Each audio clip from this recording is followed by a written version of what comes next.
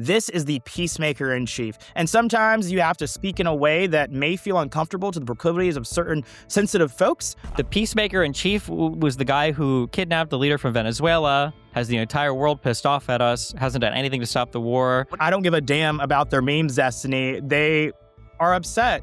Who's mad? Let them be mad. Trump is making our entire country the laughingstock of the world, but you have delusional people like this guy who's getting paid from who knows where to try to convince Americans that Trump is respected everywhere and that this is normal. How does Trump just keep getting away with it? Move over! Racist Obama meme, horrifying celebration of Rob Reiner's death, and all the other unhinged posts from our president that most likely would have been presidency-defining scandals in any other administration. We've got a new competitor in town for President Trump's latest crazy post from our very stable genius, of course. On Sunday, Trump posted this image on Truth Social that quite clearly depicts him as Jesus Christ. You gotta love the humility to share that. This comes, of course, the same week that President Trump insulted the Pope, yes, the Pope, in quite personal terms on social media, calling him weak and liberal in a post that, again, would have been really unthinkable for any president other than Trump to attack the Vatican in this way. As for the Jesus post, it's not just corny, it's sacrilegious and blasphemous, even according to many Trump-supporting Christians. Yeah, much of the same conservative and right-wing media ecosystem that really would have screamed bloody murder if a Democrat like Obama had ever posted this kind of thing, downplayed or ignored the story. So much so that according to Mediaite, Fox and Friends' 3-hour morning broadcast on Monday didn't find time to include a single mention of President Trump's post depicting himself as Jesus Christ. Something tells me that if President Obama or Biden had ever shared such an image, they would have found the time in their broadcast to discuss it. Now, President Trump did delete the image amid all the backlash, but he didn't exactly apologize or take accountability. He instead suggested that he didn't think it depicted him as Jesus at all, but instead as a doctor. Mr. President, did you post that picture of yourself depicted as Jesus Christ? Well, it wasn't depicted. It was me. I did post it, and I thought it was me as a doctor, and had to do with Red Cross as a Red Cross worker there, which we support. And only the fake news could come up with that one. So he's either blatantly lying or he might actually be brain dead, because no rational human being can look at that picture and not see a direct comparison to Jesus. And the last time I checked, doctors don't usually have glowing magic hands that heal the sick. But at this point, is any of this really surprising or new? And will this just blow over like all the other controversial posts from this president? Joining me now to debate all of this, we've got the liberal streamer Steven Bonnell, aka Destiny, and the MAGA commentator CJ Pearson. Let's get into it. All right, guys. CJ, I'll come to you first on this. Surely you don't believe that this was, in fact, meant to depict Trump as a doctor? The president deleted the post, and I think that's, the end of the discussion there. Really, to be quite frank, it's not something I would have posted. And I think the president, leans on a lot of folks, the evangelical community and Christians all throughout the country and the world for guidance. And I think many of them reached out to him, and the president heard them. He realized that this post was misinterpreted. And from there, he deleted the photo because he didn't want. How was it misinterpreted? That it just was. It obviously was not his intention to cast himself as Jesus Christ. It's what many people saw it to be. And upon hearing from the feedback of many people, he deleted it. But how could you look at that image, share it, and think that you weren't depicting yourself as Jesus Christ? You saw it, right? With the flowing robes and the demon behind him and the healing hands. Like, nobody actually thinks that's a doctor. I would actually agree with you that maybe we could move on if he just said, I'm sorry, I shouldn't have posted that depicting myself as Jesus. We could just move on. But he kind of lied about it, saying it was a doctor. That's why I'm still hung up on this, CJ. Yeah, I've never seen an image of Jesus doing that particular thing in that photo. So I think a lot of people online said that he was depicting himself as Jesus, and and again, perception is reality in politics more times than not, which is why I think the president deleted the photo. But I have to be honest with you. I feel like if Biden, Kamala, Obama, anyone had posted something like that. I think the reaction that we saw towards President Trump would have been absolutely mirrored towards any other political figure. Because I feel like it would have been times 100, though. Maybe from certain folks, but I think in terms of the interpretation of that, probably would have been the same that it was towards President Trump, and they would have been either forced to delete it or apologize, and the president decided to delete it. All right, Steven, your thoughts. Of all the things Trump has done, actually, I feel like this was fine. I feel like it's fully consistent with the Republican mindset because they basically all treat Trump like he's God anyway. So, I mean, so a point that I would make about this is I don't think the president should ever make statements that like offend the religion of Americans, right? So I just think a president should avoid that kind of thing. Of course, I'm not Christian or Catholic or anything in yeah, but particular. you know, we're getting older and we're just in a new era now. And sometimes the president has to tweet out, 780 word schizo posts or tweet about how he's going to end a civilization. But we're Well, also I am understand just that he's saying not I find it serious, but funny. it's also serious enough that people will, I guess, use it for negotiations or, yeah, sorry, you find it funny that he does this. Like some people were more mad about this than the stuff that he's posted that's like objectively way worse. Like obviously it's an offensive thing to post to religious communities, but I've seen some like religious conservatives who made excuses for him like posting an image depicting Obama and Michelle as monkeys or like threatening to destroy an entire civilization. They're suddenly like, but you can't post that Jesus AI slop. That's too far, Mr. President. I don't know. That seems strange to me. Well, it's revealing. I mean, the Republicans revel in the cruelty of a lot of what Trump says and does, but the obviously bashing Catholics or Christians is too far because that's the thing that actually upsets them. So, hey guys, cutting in here to remind you to subscribe to this channel if you want to see more intense political panels with big voices from the online left and the online right, and to hit the like button if you're enjoying the conversation, or really, even if you're not enjoying it and you're just suffering a little bit through it, you could still hit that like button and do comment with your thoughts, but also let me know who else you want to see on the panel. Drop the names in the comments. I'll be sure to take a look. Now let's get back into our conversation. So yeah, what were your thoughts on that kind of dichotomy there, CJ? I think when the monkey post was made, I was critical of that. Obviously we came to know that it wasn't the president who posted that, but also too, we also saw that it was like an auto play clip that was posted as well. So looks like it was posted in error. In terms of this photo, again, I think the president was right to delete the post, as he was right to delete the monkey post. Neither of those, I think. Should be on his feed. And I think that they're a distraction to the very important things that he's doing, the very important wins that he's putting on the board for the American people. And so I think the president hears his feedback in real time, which is why we saw most of those posts deleted. Notice that when many of those in the media and on the left absolutely threw a conniption fit when he said that, Iran would cease to exist today. And he did that to bring them back to the table and to save lives.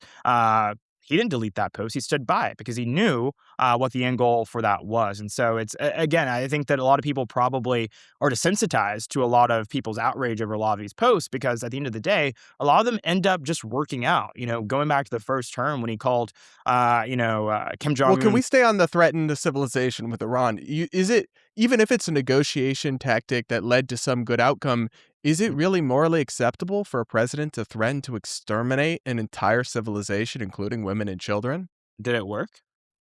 No, we don't have a deal yet. So it didn't. But theoretically, there aren't even ends to justify the means. We've got. We didn't really get a deal for Gaza. We didn't get a deal for Hamas. We don't have a deal for any of our trade stuff. 100 deals in 100 days. We don't have any of that. We have nothing. So Stephen, we can come to that in a moment. But no I actually deal think it's for an interesting. UK, Russia. Yeah. Stephen, I think it's an interesting question. Would the end? Because what you're saying is just the ends justify the means. I didn't think that was a Christian or conservative belief, CJ. I think that this is exactly who Trump is and who he has always been, and that's exactly who the American people voted to make their commander-in-chief. Again, going back to the first What a great answer. When he told Kim Jong-un, it is a great answer because it's the Democratic answer. It's not a great answer because he asked you if it was a morally acceptable thing, and you said he won the vote, therefore it's okay. Yeah. Well, again, I'm saying the American people knew what they were getting in this president. Going back to the first term to use that's not an answer. The American people knew they were getting an immoral president? Again, going back to the first term when he told Kim Jong-un that if you threaten America again, my nuclear weapon is bigger, stronger, and it actually works. Many people said, oh no, this madman's going to get us into another world war, all of these things. What did he actually do? What did he do? He got no new deals. He pissed off our allies in the region because North Korea expanded the creation of their intercontinental ballistic missiles. It pissed off Japan. It pissed off South Korea. And Tillerson himself came back and was recorded talking to Pence saying that the president was a North moron. Korea So, I mean, so when it comes to the threat that North Korea, poses upon the United States today, it's non-existent because of the president's unique negotiation tactics, and also too looking at the fact that looking at the dichotomy between him and Joe Biden, it's night and day, and it's because the world wasn't scared of him. Our enemies didn't fear us because they knew that Joe Biden didn't even know his name. And so, yes, I got to say, I'm going to bet on this president because his track record is one worth betting on. The folks said that he wouldn't be able to free America. What is the track record? Freeing hostages from Gaza. He did that. 8 months. Biden freed. Wait, you acknowledge Biden freed more hostages than Trump, right? Did Biden do it? Nothing. Yes, he freed more hostages than Donald Trump. Donald Trump said he was going to have a deal on day one. It was like 100 days, or I'm sorry, it was like months and months into office before the Gaza-Israel ceasefire even happened. What, like 8 months? These things Sorry, so that's not true. No deals with North Korea. No trade deals yet. They haven't happened. We undermined the renegotiation of NAFTA that he did. The U.S. Mexico Canada I don't want agreement. you to just talk over each other. There's no deals. We have nothing. Steven, let's give CJ 30 seconds to wrap up his point, and then we'll come back to you, Steven, and you can explain at length. He freed the American hostages. We have a ceasefire in Israel between them and Hamas. He brought Azerbaijan and Armenia to the table. He brought Pakistan and India to the table. This is the peacemaker in chief. And sometimes you have to speak in a way that may feel uncomfortable to the proclivities of certain sensitive folks. But at the end of the day, I guarantee you the people that are safer in the region and safer here at home because of his leadership aren't complaining. Okay, Steven, your response to that. The peacemaker in chief was the guy who kidnapped the leader from Venezuela, has the entire world pissed off at us, hasn't done anything to stop the war in Ukraine. CJ, let Steven make his point. Yeah, I mean, like, I don't understand. We've got more wars. Like, people are more on edge today. Trump has bombed more countries, I think, than any president in all of U.S. history at a single term. It's like 8 or 9 different countries he's bombed so far. We are double blockading the Strait of Hormuz outside of Iran's own blockade. Nothing with Russia, Ukraine. I mean, Israel is bombing Lebanon. I don't know where the peace is, man. I hope we find it somewhere, wherever it is. I don't know how many more times we can get peace in the Middle East before it's 6, but yeah, Jesus. People can decide for themselves whether they think Trump is living up to the moniker of the peace president. I want to touch on the Pope aspect. What does that mean? People can decide for that. We renamed the DOD to the Department of War, and we're threatening to invade our allies. Steven, I was being a little tongue-in-cheek. I know, I'm being tongue out of my cheek. I don't think that he is, but CJ and other people do, and that's their opinion. It's not a valid opinion. It's an emotional appeal to try to defend a man that that's the point of this debate, is that people can hear both of the perspectives, and then they can make up their mind. What I will say about Venezuela, because you made that point, I don't think we've suffered any consequences for doing that, so I'm really confused as to how you would view that as a failure, because that was the same president and Maduro who was poisoning our citizens, right? And who was helping poisoning them with what? The flow of fentanyl into this country. I don't think very much fentanyl comes from Venezuela.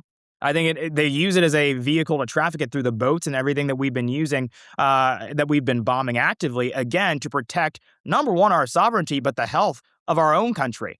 So at the end of the day, this president is being proactive, and he's actually showing that America can just do things. If we want to stop drug boats from invading our country, we can just do things. We can bomb them into oblivion. Yeah, I mean, if you're willing to execute people without a due process at all, who they suspect of being drug dealers based on whatever intelligence. Those people don't give a damn about you. They don't give a damn about me. And frankly, I don't care if we bomb them today, tomorrow, every other day. I would rather them die than American citizens. They're thousands of miles away from the borders of America. In a nutshell, I think we could apprehend them without murdering them. We have an advanced Navy. Then if they're drug dealers or drug traffickers, they could be charged with that. And back to our earlier conversation, given due process and not just, I mean, some of these people have turned out to be horrific drug traffickers. And obviously I think that's terrible, but some may not be. And I'm not comfortable with any president just blowing up random boats that they say are drug traffickers. We don't know if they are or not. There was no finding of guilt against them.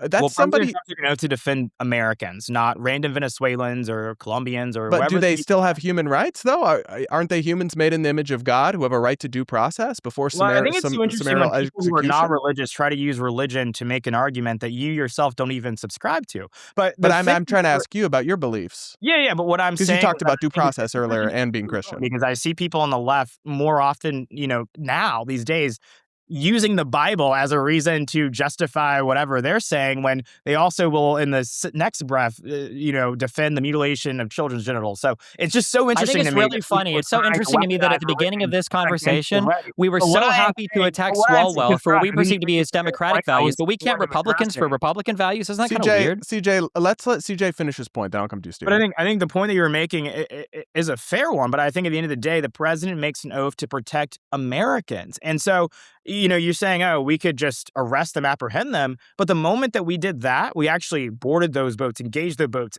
led to a firefight. We lose a sailor. Why would we do that when we have the technology where we don't have to do something like that? And stop them before they even reach our shores. I think that, again, anyone who's lost a loved one to fentanyl or drug use definitely doesn't have any problem with what the president's doing over there. All right, Steven, your response. Yeah, I think it's funny that we can. The beginning of this conversation started off with us holding Democrats to the Democrat standards, but then when it comes to holding Republicans to Christian standards, especially we're talking about Donald Trump, a man that CJ said was a man of high, upstanding moral character, refuses to acknowledge any of the really well documented and well-known immoral behaviors of Donald Trump, not to mention his civil, liabilities, not to mention his criminal convictions, not to mention that when he was asked for a favorite verse in the Bible, he said all of them, and he obviously is not a religious man whatsoever. I just think it's very funny. I think it's also funny that when Republicans are talking about how both parties act, Democrats are always held to the highest moral standard that they should act on, and Republicans are always held to just whatever is like legally permissible at the time. Earlier, we were talking about how important due Isn't there a process woman was, in Congress and who then just we sold were talking $3 about million in talking about due process and how important that was, and Swalwell dropping out. However, that was a thing that the Democrats had to do. But the due process for Trump, where I was actually found guilty, that didn't matter and that didn't count. So, Sorry, none of this CJ, makes I sense. It's missed all what like you goofy. just said a moment ago. Can you say it again? He's saying that Democrats are being held to the highest moral standard. There's a woman in the Florida congressional delegation who stole $3 million in FEMA funds, and she is still a member of Congress. Who's that? Stephanie Cherfus Powell or something like that. Black woman. Okay, I don't know represents. about She that. personally stole $3 million in FEMA funds. Yes. Was she convicted of that? She's under investigation right now. She was indicted by the DOJ. The House Ethics Committee investigated it, found bipartisanly, found that she was culpable for the actions that she's accused of. She should be held accountable then. Yeah, but I'm saying that's an example of a Democrat not being held to the highest moral standard. She's still a member of Congress, still serving. I'm sorry, wait. And Who's if she was so she was convicted of this and she's still serving and she didn't she's get there. she's been indicted by the DOJ, so her trial has not yet happened. But there was a separate House Ethics Committee investigation and trial that they did themselves. As a Yeah, but body. who's the House Ethics Committee? I'm sorry, but you guys have no credibility there anymore. Who headed by what? Jim Jordan or Comer again or whatever? No, it's led by Chairman Michael Guest, who's a member of Mississippi, and actually it's the one committee in the House, Destiny, it's civics, that equal number of Democrats and equal number of Republicans. Oh, okay. Well, if she's found accountable, then she should be held accountable. Hopefully the Democrats don't make the same statements about her that Mike Johnson, the leader in the House for the Republicans, was making about Gonzalez, saying that he shouldn't step down. So I want to move the conversation, back to where we started a little bit. Though I think, honestly, obviously we got a little off track, but I think those are interesting things to flesh out. So I don't mind that we did. On the Pope question, I mean, do you have I'm sorry, just to clarify, CJ, are you Catholic or another denomination of Christian? No, I'm not Catholic. I'm Protestant. So it's kind of one of those things where obviously not being Catholic, I can't speak to obviously the role that the Pope plays in their particular Yeah, you don't have to, but I guess what I just find it, to me, it's a surreal moment having covered politics for about 10 years now, because it just is an example where, like you said, I'm not Catholic, so I'm not going to tell Catholics is this a good Pope, a bad Pope, like anything like that. Like I'll leave the papacy and the Vatican to them. Any other president, though, that made any sort of criticism on the Pope, calling them weak or calling the Pope too conservative, if it was Obama or something. What did he say? He said he was weak on crime? He did say he was weak on crime. I feel like, is this not an example of how like Trump is just treated totally differently and graded on a totally different scale? Because I feel like that would have been an apoplectic level 5-alarm fire moment in any other presidency. And we just kind of shrugged and they're like, oh, Trump's insulting the Pope now. Like that doesn't feel fair or right to me. I think this president's always been a counterpuncher, but I don't think, criticisms of the Pope is unprecedented. Counterpunching the Pope. It's a reality though. There is no man if he feels that if he is being attacked, he will punch back. And we can have a back and forth about whether or not he should be above that or not above it. Frankly, I don't care. My entire thing is go get results for the American people. But the entire idea that this is unprecedented, that like we as conservatives or as a movement have never criticized the Pope, is absolutely completely untrue. I remember so many times when Pope Francis would get absolutely raked over the polls every time he made some pronouncement about climate change or whatever it may be online. And so I don't think that this is But unprecedented. can you think of an instance where a president criticized a Well, Pope that's what in I'm such saying. That's harsh probably the terms? unprecedented part. It's not maybe you have, President Trump now engaging in it, but I think that oftentimes there have been people on the right who've had, criticisms about Pope Francis. I think the last conservative Pope, if you were to label it as that, which a lot of my Catholic friends say that you should never look at the Pope as conservative or liberal, like they're just speaking to their interpretation, or I guess that's the word to use, of the faith. So I don't know. Again, like I'm Protestant, so the Pope to me is just who he is. And so I respect obviously the office that he holds and the importance that he has to other people's faith, but that's kind of Stephen, your thoughts on perhaps a double standard here? Yeah, it's just a deeply unserious treatment of the subject. Obviously, if any Democratic president were tweeting or saying anything about the Pope like this, everybody in the United States would absolutely lose their mind. But again, because it's Trump, it's epic and funny. If somebody came to you and they showed you a Truth Social account or a Twitter account, and it was somebody tweeting the things that Donald Trump tweets on a near daily basis, and you told them that like this is my dad or this is my uncle, like you I would would tell be that kid deeply like, concerned. yeah, you need to get him help or something. Like he has to get off social media. This isn't healthy. He's having either some psychotic break from reality or he just has a very unhealthy engagement with social media. But because Trump is doing it, it's like epic and hilarious and based. And it's deeply disgusting to me that Trump is making our entire country the laughing stock of the world. But you have delusional people like this guy who's getting paid from who knows where to try to convince Americans that Trump is respected everywhere and that this is normal, while Iran is posting Lego memes roasting our country and holding one of the most important passages of oil hostage against the entire world because supposedly Trump has great leverage over him. Like the whole world sees us as a laughingstock right now. It's going to take us decades to rebuild the relationships that Trump and the rest of the Republican Party have memed, into disarray at the end of this presidency, assuming we survive the 4 years. All of it is just deeply, deeply concerning to me. There's so many people in this country that are willing to put party above. Well, I think we will country and the rest of the survive. world. I do think we will survive. But CJ, your response to that? I just think it's funny. Like Destiny's sitting here talking about memes and ignoring the fact that the entire Iranian Navy no longer exists. So they can post all the memes that they want to post about us. We have destroyed their military. We have destroyed their ability to shoot long-range missiles.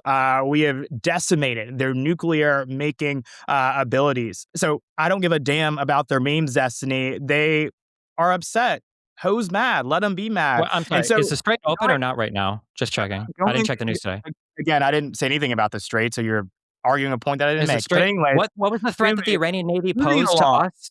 What was the moving it threat that the along. Iranian Navy posed to us before the Moving war? along. Well, a nuclear What Iran threat? was a threat to all of our interests in the region and would But they have didn't have ultimately nukes. So what you said the Navy got destroyed. What threat did the Navy pose to us? And is the Strait open right now? Are they not a vehicle that the Iranian military can use to threaten our interests in the Middle East? I don't know. Apparently they don't need one because they're still closing the Strait, aren't they? So again, like the point that I was making is that the There was no Iranian point. Navy is gone. The You're talking saying that we're point. losing because they're posting memes trolling us. Those two things are What divorced from trouble was reality. the Iranian Navy causing us before we blew it up? How many times did you read a story? Iranian Navy today poses massive threat to U.S. interests. Destiny, I don't understand if you're being like intentionally simplistic here. We destroyed the Navy because we are at war with them. We are engaged in conflict with them. We are seeking to decimate their ability to respond and continue to be a continued threat to our interest in the region. So it doesn't matter if their Navy was a threat our to us. interests. Their Navy was a threat to our Strait is interests. closed. But the Strait is still closed, so it seems like they still are a threat. They're not a threat. They are definitely impeding some economic interest at this point. And What I do you think think that the threat is? What does the threat the do? president is working right now. Does things like to impedes reopen- economic interest, right? Isn't that what the point of a He's threat is to reopened- be able to he's impede reopening the things? Strait. He is reopening the Strait. that will be reopened, and that's the fact of the matter. I'm glad that we blew up the Iranian Navy because of the massive threat that it posed to the United States and interests in the region. I'm glad that's gone now. Thank God for Donald Trump, who is a god, I guess. Yes. After our brief technical interruption there, CJ, your response. Again, I trust this president. It's a president who has done what many people said he could never do on the world stage. He continues to deliver. I'm not eager for any type of, international adventurism as much as anyone else. But at the same time, I know this president is, if there's anyone that can get us in and get us out in record time, it will be Donald Trump. And so I'm excited about it and looking forward to this coming to a swift and resolute end very soon. Okay, Steven, final word to you. I'm in and out in record time. I don't know what we're going to get. It seems like the Iranian position is going to be strengthened after this. Russia's position has been strengthened now. Iran stands to make more money and have sanction relief on them that is going to give them, so much money. We talked about Obama flying a plane of cash to them. Trump is going to be shipping tankers full of cash to Iran after the sanction relief and the money they're going to make tolling the Strait of Hormuz. The one thing I would point out, I guess, for people to know, anybody that even pays attention to this, is Trump really likes bullying smaller players, but Trump is a coward when it comes to larger players. That's why Putin has played him over and over and over again. It's why he can't seem to get a grasp on Iran. He thought he could bully them the same way that he did Venezuela and Maduro, and he's failing miserably, and the entire world sees it. He doesn't realize that, for all of the idiots back here in the United States who are willing to make excuses for his behavior on social media, like CJ, about how memes and epic and trolling and everything it is, Trump suffered real consequences when he went to NATO and asked them for help with Iran, and NATO said, no, sorry, you're deranged and unhinged. This president is just unbelievable to me. Well, sounds like you're a big fan of him. Guys, we will leave it there. Thank you both very much for joining me and having the conversation. All right, guys, we're going to leave it there for this part of the debate.